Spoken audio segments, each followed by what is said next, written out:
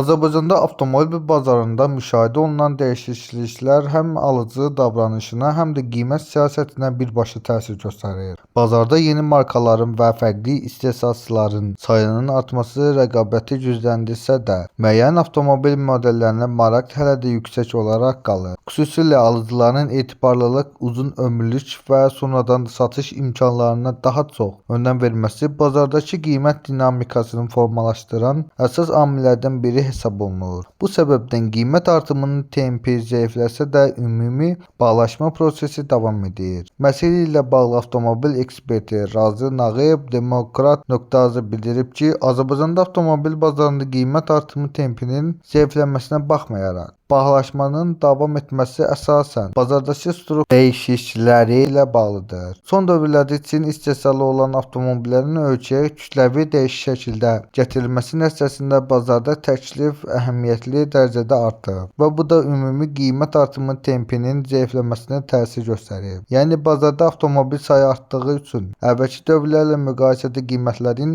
daha sürətli yüksəlməsi dayanıb. Lakin bununla yanaşı müəyyən müddətdən sonra bəzi alıcıların Çin avtomobillərinin keyfiyyəti, uzun müddətli istismar və ikinci əl dəyərinin qorunması ilə bağlı gözləntilərin tam qarşılanmadığını düşünməsi bazarda marağın nisbətən azalmasına səbəb olur. Bu səbəbdən alıcılar daha çox etibarlılığı vüd olunmuş ənənəvi markalara yönəlirlər. Ekspert deyib ki, nəticə etibarilə bazarda uzun illərdir formalaşmış modellərə tələb yüksək olaraq qalır. Tələb artdıqca həmin avtomobillərin qiymətləri də özünü bərpa edir və yüksək səviyyədə qalmağa davam edir. Bu proses ikinci əl avtomobil bazarında da özünü göstərir.